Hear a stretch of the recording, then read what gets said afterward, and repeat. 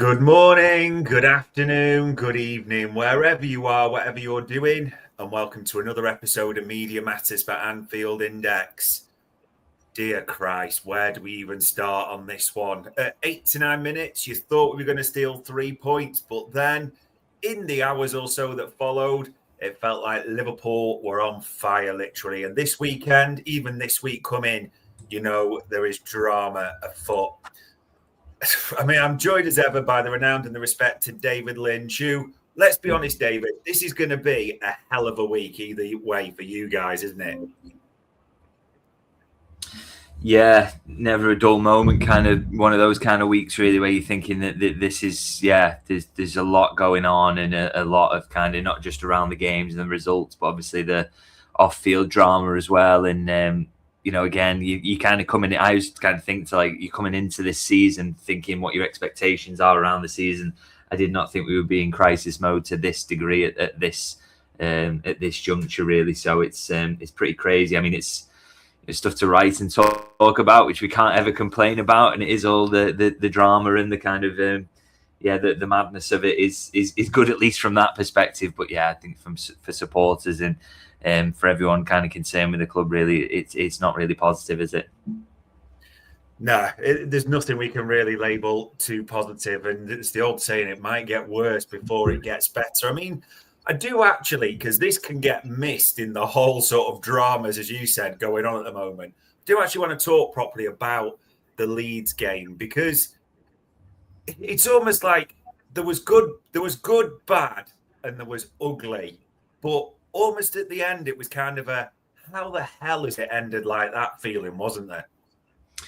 Yeah, very much so. I mean, I kind of think, if you're looking for positives, I think you can drag a couple out of there. In that, I think the first 70 minutes, what Arne Slot was trying to do very much worked, really, which was exactly what he kind of tried to do against West Ham and Sunderland, which were just to turn it into a kind of nothing game where not a lot happens. Liverpool are solid, they're comfortable, and you hope in those games, if you do that, and people call for him to go back to basics. I think he very much has done that in the recent games. He's just, right, let's make us hard to score against, and if we do that, we've got enough quality to get ourselves goals. And it kind of worked, didn't it? Because Liverpool, I didn't think Leeds could lay a glove on them in that first 70 minutes. Liverpool looked very, very comfortable. I think it had come at the expense of being any good going forward, by the way, and I think that's the real problem he's got, is that it's imbalanced in a completely different way, and Liverpool looking capable of scoring, because they kind of, the first goal's gifted to them completely, and then the second one is a counter press situation, which is absolutely a valid route to goals, but it's not something that you feel is kind of repeatable for this side, really. I don't think they're good enough in the press, for starters. So, and it's certainly not slicing Leeds open. But look, you get yourself to 2-0 up by hook or by crook. You're very, very solid. You're looking really, you're not looking great, but it's absolutely good enough at the moment. But the fact is, if you're going to play in this way, if you are going to play that kind of, negative kind of, closed down football, you have to get the results. You have to get the results, and you have to also not concede 3 times en route to drawing against 16th in the league. And they didn't do that. They didn't keep the clean sheet. They didn't get the end result of the reason that you play that sort of back to basics football. And they didn't get the result. They didn't get the clean sheet, as I say. And they overall, there's nothing to hang your hat on them when you come out of it, because you didn't get, okay, if the performance was awful, but you get the result and you're just trying to grind your way through, you go, right, it's something to build on. They didn't get that. So it comes out, feels awful, really, in the end, particularly when, of course, you concede a 96-minute equaliser. Yeah, it's like you say, conceding 3 to 16th in the table Leeds, who didn't really create too much of their own individual effort, shall we say, in that regard. Although, as you said, the we were kind of gifted to, but you take your fortune there. I mean, always try and be balanced on this show. I am struggling to see right now, again, because we're talking set pieces, aren't we? And we're talking a weakness there. I'm generally saying this, as much as we're talking other people and their roles, the fingers must be like, the spotlight must be on Aaron Briggs in set pieces now again. So much after that late equaliser. It has to be, because I've said it previously on this podcast about the manager keeps bringing it up. He keeps talking about it because he's obviously thinking, get onto this guy. Look what's going on here. I've got no control over that. And it's influencing games. I actually said in my post-match, actually, that, you know what, you can kind of strip out how bad Liverpool are. And they really are not very good at the moment. Yeah. I'm enjoying watching them. And I don't think they're a good side on either side of the ball, really. But I actually think if they were Arsenal good at set pieces, they would genuinely be up there with them in terms of the points that they would have gained this season and points that they wouldn't have lost. Because the swing between the two in terms of set pieces is so vast. And I actually think it's a league where not a lot of, who is really actually playing well and playing slick football at the moment, pretty much no one. So, set pieces are really decisive in this moment. And Liverpool are so... they're so bad at set pieces in a league that, they've got the worst defensive record and the second worst attacking record. And you add those together and it's going to have a huge influence on the outcome of games, because you look at the Leeds game, you win that 3-2 with an awful performance largely, but you win it 3-2.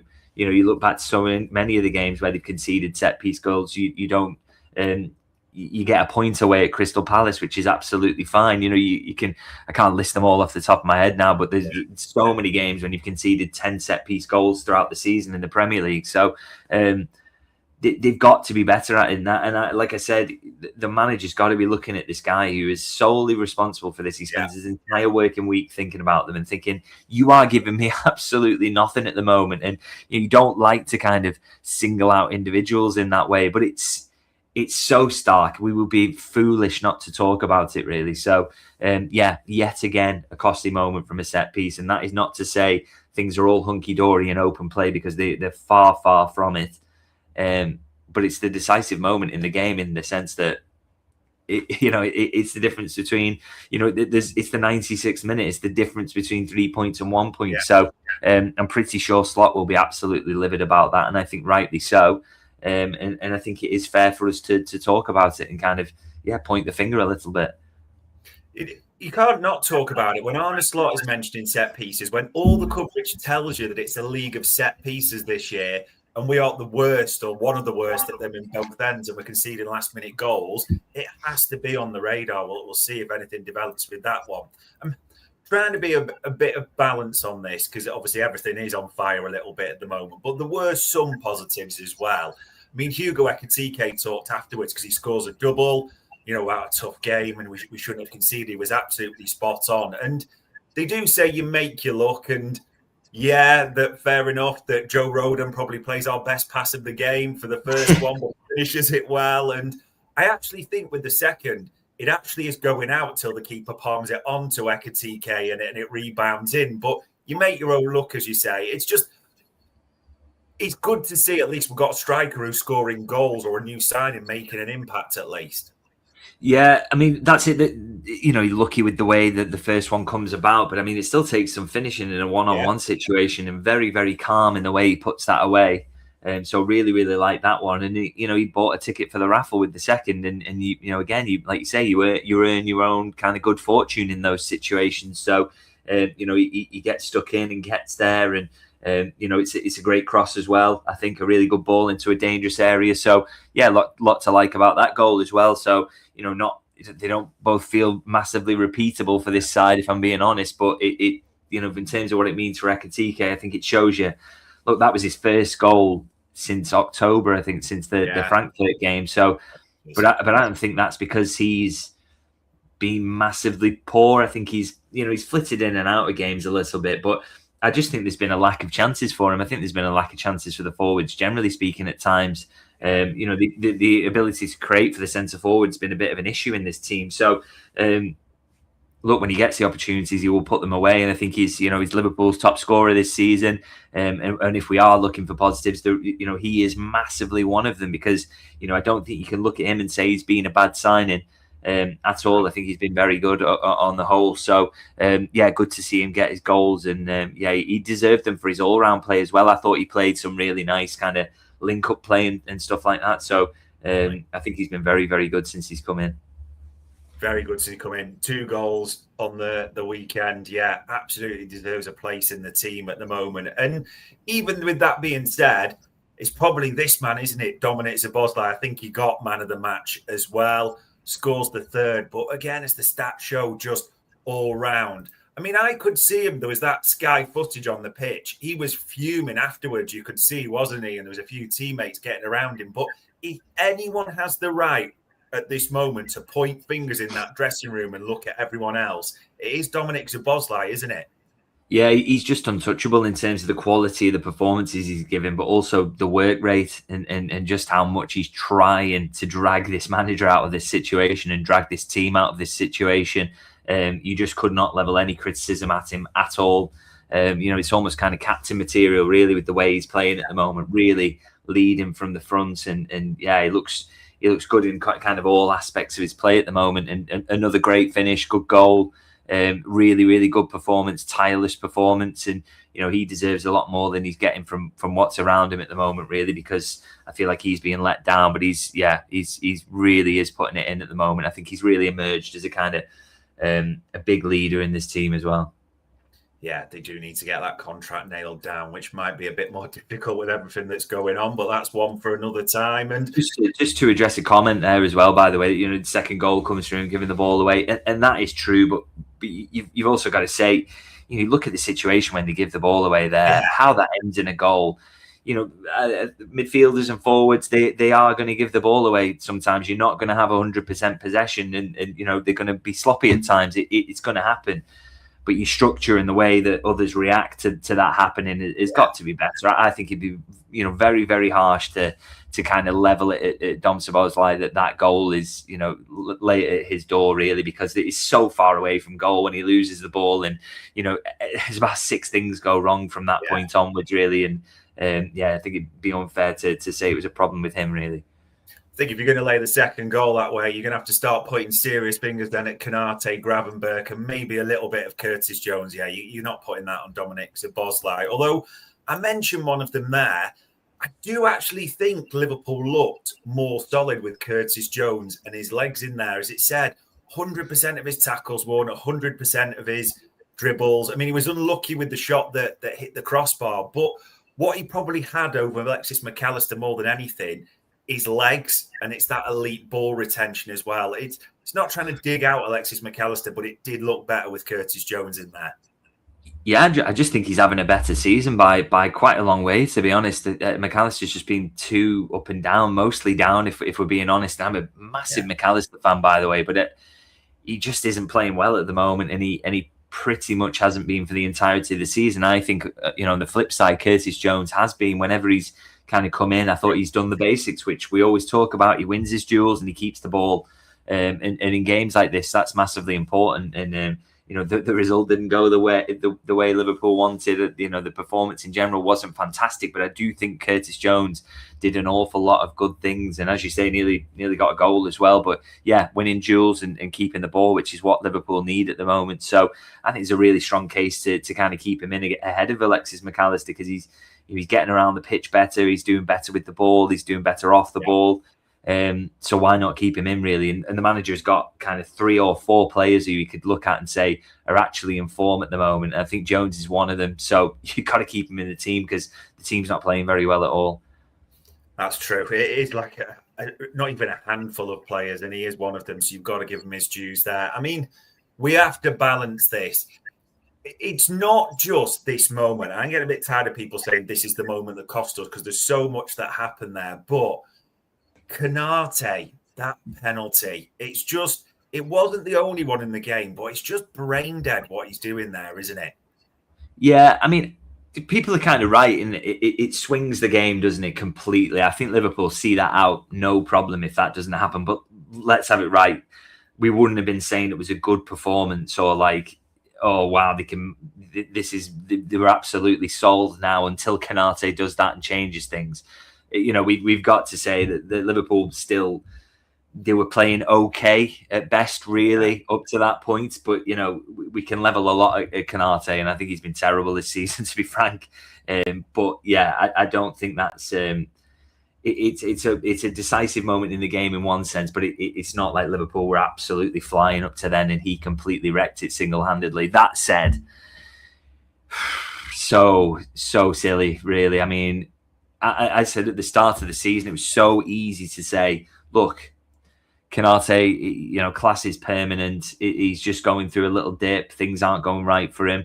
Just stick with him. We know how good he can be from last season and pretty much all of his seasons at Liverpool, to be honest. He's been, I think, on the whole, very, very good for Liverpool. But I can't stick with that line because the evidence is now mounting because he's making a mistake every single week. And it's really a costly one because of where he plays on the pitch. And there's just no need to do what he did. I don't know if it's his head's chocker because of how the team's playing, the pressure that's on the situation. And, it's just crazy, really.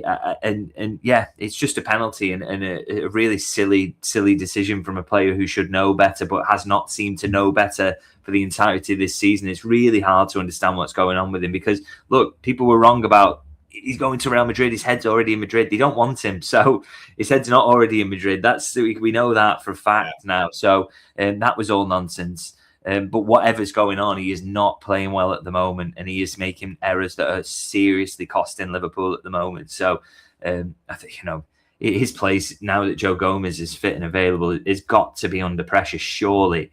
Because, if Slot wants to save his job, if he wants to salvage this season, you can't have a guy at the back who's giving away goals and giving away penalties, giving away, horrendous mistakes in pretty much every game at the moment. And, I've been a big defender of Canate, as I say, but it's just becoming impossible to make the claim that, class is permanent and this is just a little bump. It's so prolonged now, these issues that he's been having, that he just needs to be pulled out of the team for a while. Yeah, you can't really argue anything different. And in terms of the way I said it, like brain dead, making errors, I mean, Canate's been terrible, but in this one, you saw it again. I mean, Conor Bradley knows he's one yellow away from this Brighton suspension. It's a brain dead decision, the challenge he makes. Like, even as we said, for the second goal, there's just errors galore. And their equaliser, Canate ducks under it. What is Ryan Gravenberch doing as he kind of spins around where he's just got to head it away as well? It's like, it just seems, I don't know whether it is the head and everything, but you almost expect multiple errors from multiple players now every game. Yeah, exactly. I think heads have just kind of gone with what's going on. Everybody's kind of extra riled up. I mean, you're trying to think why would Conor Bradley do that? Why would he get that yellow in that situation where it wasn't a dangerous situation at all, where he needed to take the yellow? It's but whether it's a bit of kind of we talk about showing commitment and getting stuck in a little bit. We've maybe lacked that because the press hasn't been right. Well, maybe it's kind of I've got to show that I'm trying here and I'm trying to get back, and then you do that and you give a silly foul away, you get a yellow card that then, as you say, kind of ensures that you're left out. So, it's. I just think that the heads have kind of gone at them, and they're just having real problems with kind of coping with the pressure that they're under and making silly decisions. That's the only explanation you can think of in terms of what they're producing at the moment. And Canate is probably the prime example of that, but there were a few others as well. Yeah, it's just, honestly, it's head scratching. And speaking of head scratching, this was a little bit for me for this one. So many balls went to Cody Gakpo, or so many promising attacking situations with Cody Gakpo. And they broke down, did the wrong thing again and again. He's trying to balance things because, like you said, there's only a few that are playing well at the moment. You've got to balance that. But when so much ball goes to Cody Gakpo and that's what he produces, you can understand why people are asking questions. Yeah, 100%. Again, I think one way you had to kind of, when they put together this squad at the start of the season, you kind of sit there and I think you've got to give it time and see, okay, what was the plan? How is it going to emerge? What's it going to look like when we get to the mid part of the season? I'm sure they've got an idea for that. Let's see it play out and see how it works. And, one thing you're worried about was that it was just going to result in Cody Gakpo playing 90% of the minutes. And here we are in December, and that is exactly what's happening. Yeah. And he's not good enough to do that, in my opinion. I think he was very, very good. He's a great option. He's a really good player. He's really poor at the moment, but let's not forget he's a very, very good option and a good player. He can play better than this. We've seen it so many times, and I think he was crucial to that title win last season. But you have to have an option when he's stinking the place out to come in instead. And that was Luis Diaz last season. They could balance that out. It was great. But he's not, he's in that moment now where he's playing poorly, and you're looking at the bench and you're going, well, it's Rio and we don't want to throw him in because he's only just turned 17, and we're putting, we want to leave a pathway, but we're maybe putting too much pressure on him to throw him in these situations. So you've then just got a guy who you're basically kind of carrying at the moment because he really isn't playing well.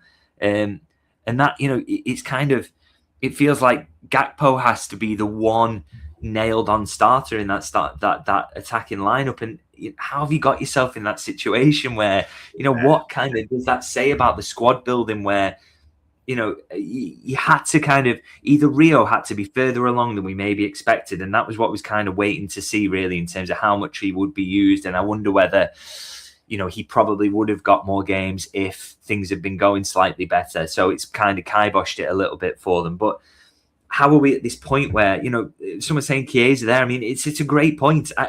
How is he not an option on the left-hand side as a sub on the left? Or, he only ever seems to come on in centre forward or maybe occasionally on the right-hand side. Ekitike again. Yeah. I kind of thought, well, maybe they think they're going to use him out the left-hand side. To be honest, I was a bit cynical about that because he's very rarely played there in his career, to be honest. So it felt like it would be a surprise. But I thought at least it would have some plan, which wasn't just Cody Gakpo has to be on the pitch because he's effectively your only left winger. I really did think they would have a better plan than this. But here we are, as I say, we're in December and it's just Cody Gakpo or nothing, which means that when he's playing poorly, it's Cody Gakpo or nothing. So he's really in bad form at the moment. And I don't want to go over the top because I really do think there's a great player in there. And we've seen it time and time again. But it was so helpful to have a rotational option for him last season. And Liverpool basically at the moment, with the way the manager's using the squad, do not have one at all because he doesn't want to use Rio, doesn't want to use Chiesa, doesn't want to use Ekitike there either. What a disaster of squad building, really. And I think the sporting director should take a little bit of responsibility for that, but also the manager for not saying, I really need someone who can play across the front line, who's not Chiesa, who I actually want to use, and be more pushy about that because, this is not a good situation in the slightest, is it? It really isn't. It's just absolutely bizarre what we are seeing at the moment. And yet, despite all that Leeds talk, that isn't even a headline. That isn't even what everyone's popping off with in the chat panel about it as well. You knew we were going to ask this. So going to try and do this step by step because I understand this is a passionate, emotive topic and people have got a lot of thought. But we're going to try and be really factual about this. I mean, if you have been living under a rock by any chance in the last 48 hours, you might have missed Mo Salah talking about or his interview, which credit to Paul Gorst for kind of getting this out of him a little bit. But it's very clear that someone wants me to get all the blame. The club promised me in the summer a lot of promise for me. And so far, I am on the bench for 3 games. All I can see is a keep the promises. And the second serialization bit we'll put up there. I had a good relationship with the manager. All of a sudden, we don't. I mean, Christ, we are going to have to go on this step by step. But when Mo Salah and a player of Mo Salah's reputation, quality, however you want to put it, when he's dropped for 3 in a row and he doesn't come on for the 3rd one and Liverpool are in the situation they're in, when you layer all those ingredients, we probably saw something like this or should have seen something like this was coming at some point. Yeah, it's not a surprise in the slightest because at no point has anyone been given a hint that Mohamed Salah is someone who would accept being on the bench in this moment. And I do think from the player's perspective, I understand why he's angry, by the way, because it's not just, you're being dropped and I've got to kind of just solidify the team in some way. You don't give me loads defensively, which I think we'd all accept. He's not the best presser we've ever seen. But it's bigger than him just being pulled out the starting 11 because, as you say, he doesn't come on in the West Ham game and then he doesn't come on in this one either. He's kind of thrown on at half-time in the Sunderland game because it's kind of, trying to fix the fact that Gakpo has been dreadful and, try and bring something out of it. But obviously, he's only getting kind of 45 minutes out of the 3 and, not being kind of the first sub in the first game and the 3rd game. It's a statement, isn't it? It's so much bigger than just I've got to pull you out the starting 11 for 3 games, but you're going to be my first sub. Don't you worry about that. It's you know, we've got massive issues in the team, and you are one of them. You are arguably the biggest problem because he's the only thing that really is being seen as a solution in that sense, really. Yeah. So, you know, he's the one who's being kind of dragged out the team, and a lot of kind of the fingers being pointed at him. I understand completely why he feels that way, because that's the look of it. You know, they're not using him as a sub. It's so much bigger than just leaving him out the starting 11. Yep. So I can kind of understand why, you know, he's felt that way, and why, and we know with Mo's character as well that he is going to kind of not take to that well, and he wants to be relied on. He wants to be the star man. You know, he has got an ego, because that's the kind of price of admission when you've got a player who has been he's been a probably top 5, top 10 player in the world for the time he's been at Liverpool. You know, that, as I say, that's the price of admission. So he was never going to take to that well, really. And I kind of understand how this situation's come about. Yeah, it's hard to argue anything. I'm always going to argue for Mo Salah. He's my favourite player, I suppose, because you do want to balance it and look at a certain element. He throws a hand grenade in that mix zone. He knew what was going to happen with what's said. You know, everyone needs to own everything here. What have you actually made about the comment specifically and the way he went about it? Yeah, well, so I'm saying why I can understand why Salah feels that way, and that I'm not surprised that it happened. But I do think surely we can all accept as well. And I know there's a real kind of, you know, urge to defend him as well. And I suppose I launched a bit of a defense of him there, but equally, it would be far better if he hadn't done this. And I do find it, you know, I don't find it great that he has. And I think it's fair to criticize and say, can I imagine Kenny Dalglish doing it? Can I imagine John Barnes doing it? Can I imagine, you know, Sammy Hoopier, so, you know, any of the Steven Gerrard, whoever you want to kind of name as legends from down the year, people who genuinely love the club. And Mo Salah says that he loves the club an awful lot. Can I imagine them doing it? I'm thinking probably not. And I think that ego has got the better of him in that moment. And he's, as you say, thrown a hand grenade in exactly that. You know, caused, and this is a bad situation where Liverpool, they need to stick together, don't they? And this is not sticking together. This is, well, I've got to look after myself in this situation. And the fact is, I do feel that he's been maybe unfairly targeted in this situation, but he's been out the team for a week. It's 3 games in a few days. You know, just relax. Have a chat behind closed doors with the manager. Just try somehow to sort this, work out what you can do to get your place back, rather than the first week it goes kind of slightly wrong for you on a personal level. Go run into the press and creating a really difficult situation for your teammates, for the coaches who are already facing an awful situation. I mean, the manager's kind of hanging on. You know, the players are trying their best to get them out of this situation. So, you know, I think there's a balance to be had here, in that I understand why he's annoyed, because I don't think it's kind of fair the situation finds him in when he's getting bombed. When we talked about Gakpo, for example, as a forward. I mean, which forwards are playing well, by the way? I think you know, that's the big problem. And so I totally understand why, but there's a balance in that.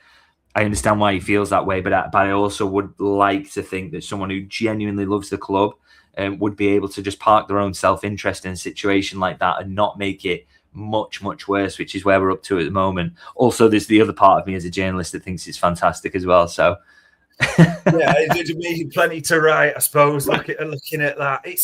There's also the element of, and just being factual, because I agree, we've got to balance this. Like, I do think he's being unfairly almost picked or scapegoated, whatever you want to call it, especially when you look at the form of others. You can't ignore what he's saying there, but is there a way, is there a style you can balance that? Is this part of the statement where he says, someone wants me gone? And people will be, oh, that's Arne Slot, but he very much separated his Arne Slot bit, didn't he, where he said there's no relationship between me and the manager. So it's the way he says that's someone. And obviously, Liverpool's always been a rumour club, but people are now looking at, like, is that Michael Edwards? Is that Richard Hughes? Is that the people above and what might happen? But it was interesting, wasn't it, the way he separated that someone and Arne Slot differently.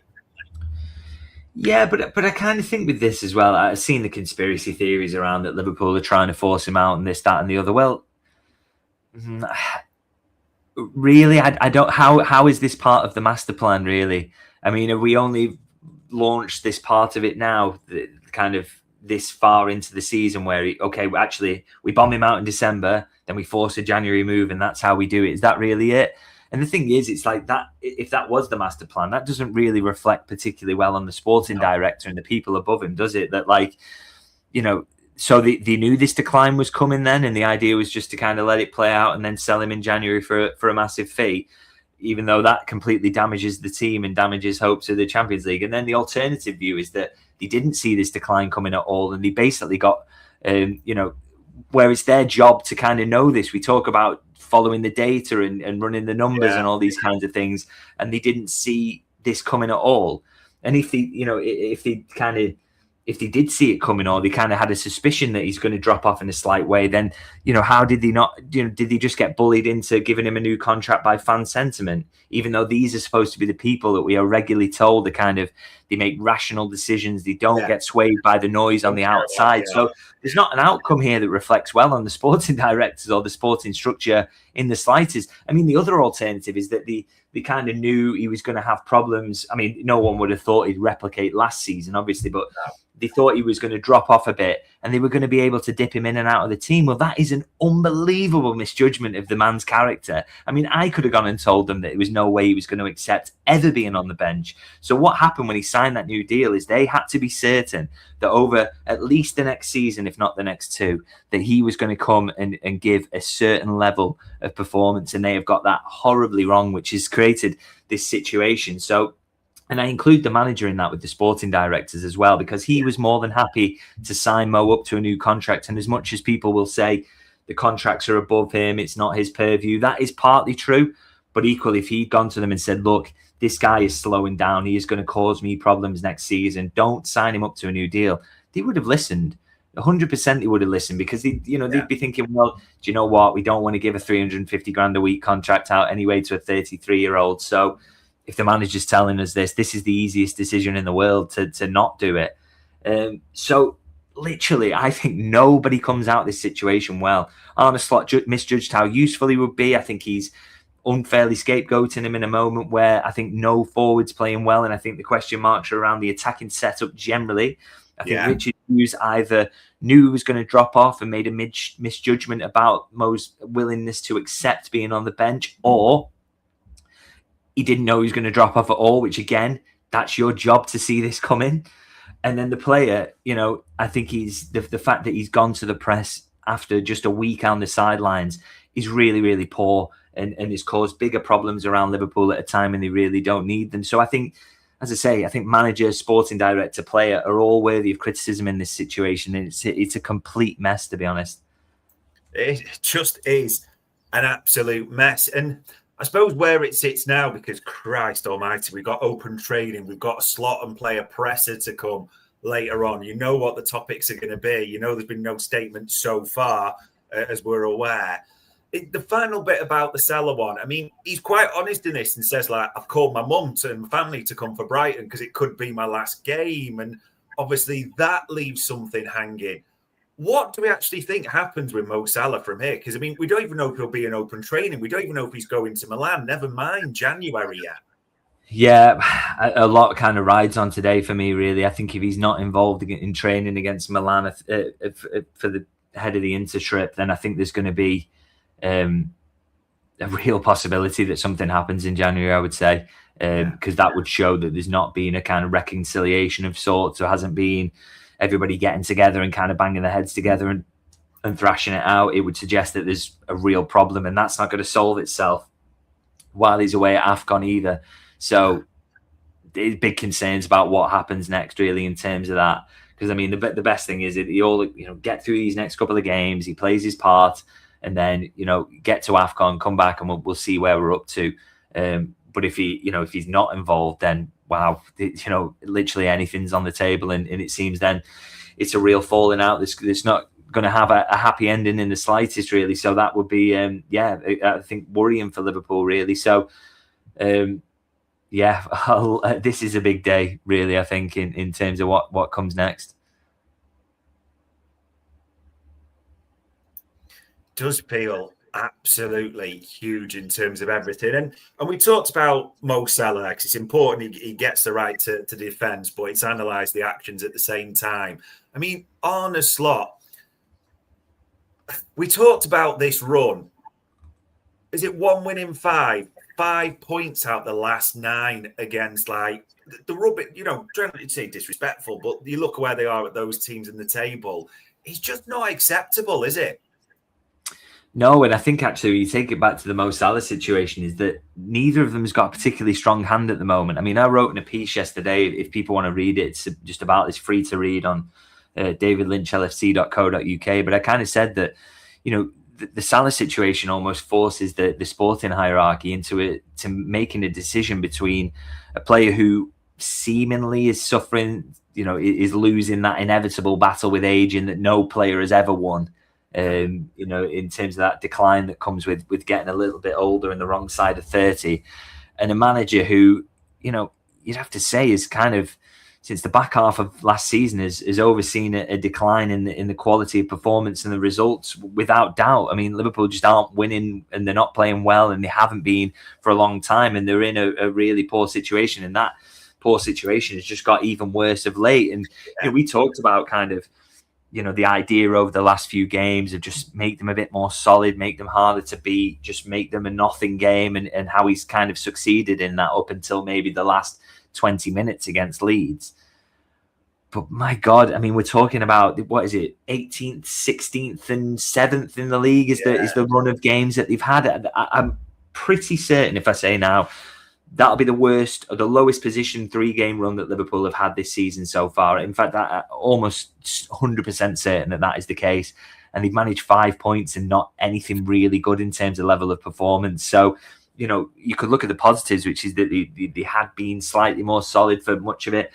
They maybe are just benefiting from the fact that they're playing easier games as well. I mean, what a treat to get West Ham in that moment, and they were still struggling. And Leeds, I know they'd had a little bump coming into this game, but they're still a very, very poor side. And Sunderland, I don't think Liverpool were good in that game, and they only got a draw, and it was at Anfield anyway. So it's just really, really bad at the moment. And I don't see, you could seem like you're being too negative, but I really am struggling to kind of pick positives out of that, because I do think they've had an easier fixture list and they've not made the most of it. They've not looked good. So there's no chance when the fixture list gets a little bit tougher that they're going to be any better. We're not seeing them navigating the path out of this. And I think the minimum was to kind of, in this period, was to see actually some decent level of performance, some points being picked up, that going back to basics actually working for the manager and giving them a platform to say, okay, we're not going to go to Arsenal and win. We'll probably go there and get beat, but we can pick up enough points to get ourselves in the top 4. And I just don't think we're seeing that at the moment. I think Liverpool are going to lose an awful lot more games before this season's out, to be honest. Yeah, just the reality of the situation. And for all Arne Slot has said before and afterwards, we've talked about this. And I think this is important to ask you, because for the first real time, Arne Slot, almost as much as Arne Slot is going to do, talks about a player. You'll have seen that bit where, he was asked about Konate, and rightly. And he's always before talked about it's the team game, the team goals, but specifically said, Ibu's been at the scene of the crime, which is a distinct phrase to use. And I always think we can say that. You can't as a manager necessarily. The impact that will have. We've got the leaked Van Dijk clip, which you don't obviously fully know the context, but the fact he's saying strongly to someone, let him speak, I think we've got an idea of what that might relate to. All this is just almost layering up against Arne Slot a little bit, isn't it? Yeah, I mean, I don't mind what he's saying about Konate personally, to be honest, because I just think, well, he's right, isn't he? He has been at the scene of the crime an awful lot, and he's not playing well. And I think he would be foolish to not acknowledge it, really, because I think if he doesn't acknowledge it, he says, "Oh, Ibu's been a bit unlucky" or whatever. He's probably getting hammered online for saying that as well, and getting called delusional and all those kind of things that people level at managers at. And I'm very reluctant, even as a journalist. Obviously, I attend a lot of press conferences, and the quotes can be our kind of lifeblood at times, really, in terms of working for the papers and whatnot. That we rely on that a lot, but I'll be wary paying too much attention to what he says a lot of the time, because it's so easy to read into it and apply a narrative that's negative in a moment. Because ultimately, when Arne Slot was winning games, everything he said was great. And now that he's losing games, everything he's saying is stupid and ridiculous. And so that kind of tells you exactly what's going on there, is that we interpret them in ways depending on how the results are. And that results are, king when you're a football manager ultimately. But he's not getting those at the moment. And he's, I just think it's, I will repeatedly say this really, is that, we can hear so many times that the manager is being backed and they don't want to sack him. And I think that's true that they don't want to, but, in these positions safe, it's always for now. It's always until it gets too bad. Yeah. And I mean, Christ, if the goal goes in against Sunderland, Isidore, if he finishes that one off, yeah, and then you've got, he's in an even weaker position than he is already right now. And, it only feels like you're kind of a couple of games away from this being an absolute disaster and Liverpool pulling the trigger, because, they're so fortunate, really. They're still in the touch with the top four. And it's basically because of that 5-game run that they had at the start of the season. But if you carry on in this way, you give it a month, they're going to be nowhere near, really. So it's just getting to the point, really, where and I don't see signs that they're coming out the other end of this. I really don't. Again, getting a lot of comments on YouTube at the moment saying you're being negative, you're being unfair. I really, honestly, I agonize about this stuff and try and think about it. And I don't want to go over the top, not least because if I come out and say, I think a manager's doing a terrible job, and then he turns it around, I'm going to look like an idiot. So I really am thinking about it. And I'm like, there's mitigating factors. There's issues he's got to deal with. Am I seeing enough positives that things are turning around? And maybe that first 70 minutes against Leeds, but I'm thinking it's Leeds. It's Leeds. Yeah. Still weren't very good in that 70 minutes. I wasn't sat there thinking, wow, masterful defensive performance, cutting them apart. They were basically ensuring that Leeds did nothing to them on the basis that Liverpool themselves weren't really creating. And I'm thinking, it's December. This has gone.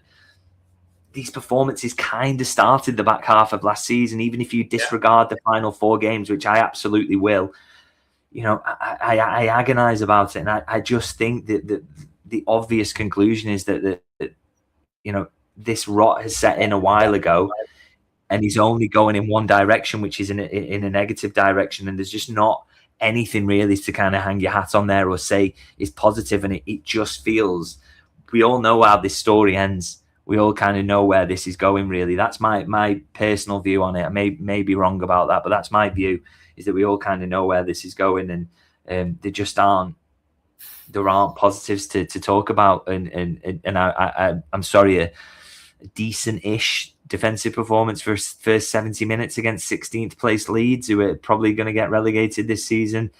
For me, that's not enough. And 5 points from 9 in a run that Liverpool have had is not enough. And I think any improvement that we have seen has just been based on the fixture list rather than anything that's being done or worked on or coached. And I don't think Liverpool are going to finish this season strongly at the moment. And they kind of need to ensure that they're back to where they want to be next season. And we're not seeing any signs at all, are we, that it's getting better? Or that's my view anyway.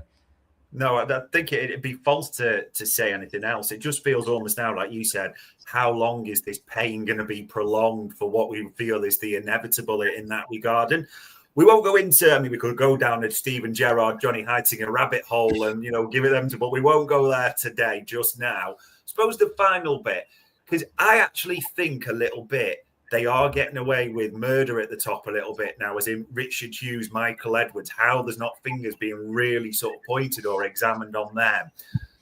Is it almost on them now to show some sort of strong leadership because of what's happened with the Mo Salah interview, because of what's going on at the moment?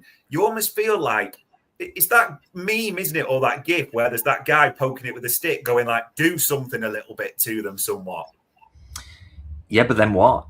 Because I don't think they can sack the manager now. Certainly not for the next couple of games, because I think Mo Salah has inadvertently strengthened his hand, to be honest, because if they come out this week now and say the results haven't been good enough, you've lost our highest paid player, you just look like it's player power in the dressing room. So Salah's kind of killed himself a bit there.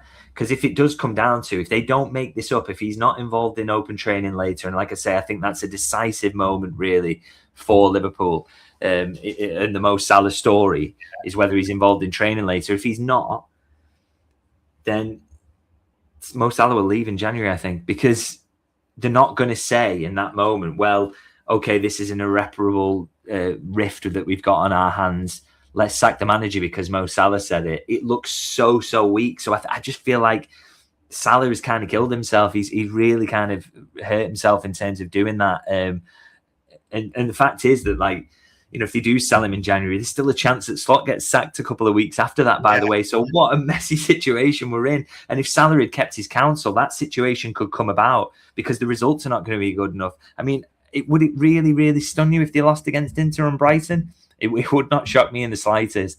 And that already is then getting towards a situation where they would be like, well, look at the run of results now. Look at the performances back to the back half of last season. It's an untenable situation, even if we don't want to sack him. So if Mo Salah had just kept his counsel, gone to AFCON, he could have come back with a new manager there, potentially an interim in place. So that's, again, another reason why he probably shouldn't have done it. Because all he's done now is kind of, you know, I just think it may force the hand to make a decision on Salah before they even do anything about Slot. So it's a bit of a ridiculous one, really. And I don't really know, you know, that for Richard Hughes and Michael Edwards, I kind of feel, you know, I feel that they've been part of the mistakes that have been made going into this season. But they find themselves in a really difficult situation now in this war between player and manager that, you know, they've got to hope that they can calm it down. I think that's the leadership you need to show. Is I probably need to see Mo Salah on the training pitch today when I go to Kirby and get some sense that things are being calmed down a little bit and that a route's being plotted out of this, because otherwise it's going to be absolutely crazy. It does just feel absolutely crazy. We've got no idea what they're going to do, but something you feel either way is happening today. And I mean, Christ, we are actually going to have to talk about it a little bit because, believe it or not, people, Liverpool have got football games, not just TV drama coming this week. I mean, you look at what's coming. Inter, who are fourth even in the automatic table spots. We're not. We're away at the San Siro. I mean, Brighton, who have been going quite well and are getting last-minute equalisers. This sounds a bit familiar, doesn't it? The other way as well. I mean, this coming week, people say, oh, like, how are we going to plot out of it? I think you've got to be realistic. It would not surprise you at all if Liverpool lost the next two, would it? No, not at all. Not at all. I mean, Inter away is a tough game, even if you're absolutely flying. So I fully expect Liverpool to lose this one. You know, that's not being, again, it's not being overly negative or pessimistic or, you know, being really harsh on the players and manager. I'm just, on the evidence of everything we've seen this season, it would be madness for me to say that I think Liverpool are going to go there and get a draw or a win because Inter are a better team than they are. So that's absolutely fine. And, you know, it's the Champions League. So, you know, Inter are a contender, aren't they? So, I think Liverpool will lose that one as a starting point. And then it's obviously on to Brighton, who, you know, they can be a bit up and down, but they gave Liverpool a real game at Anfield last season. They are capable of scoring late goals. They've done that frequently this season. And they're just a more confident, organised outfit than Liverpool are at the moment. Again, fair to say that. And Liverpool's Anfield performances recently have been poor. So, again, you know, Liverpool could win that game, maybe. You know, go into it with that kind of idea. We'll keep it low event. Nothing will happen. You know, maybe they can get something from it. But in terms of, being shocked if Brighton were to win, not in the slightest. I mean, I imagine their odds have shortened significantly over the past few weeks. Yeah. And in terms of, well, there's not really many people are going to put money on Mo Salah being in those lineups. We'll have to see. But are you expecting to continue this? I don't even know what you call it. Compactness, whatever it is at the moment. Yeah, because I don't know what the alternative is. I think he's got to try this, you know, just try and hope that keeps working. I guess it has largely. It worked in the West Ham game. It worked to a degree against Sunderland because they didn't create very much at all. You know, he's getting, again, I kind of go back to my point about press conferences and what he says. He's right, by the way, about the kind of Sunderland game. They don't generally create very much in that game. And he's right to say, you know, they go close in a couple of moments, but you kind of look at the expected goals and what I kind of sympathise with him in that he's kind of right in that Liverpool are not given, they weren't giving up constant big opportunities to Sunderland. They didn't against West Ham. I think for 70 minutes against Leeds, they don't give up much. So we have to be fair and acknowledge he's probably right in that, even though he's getting, stick for it.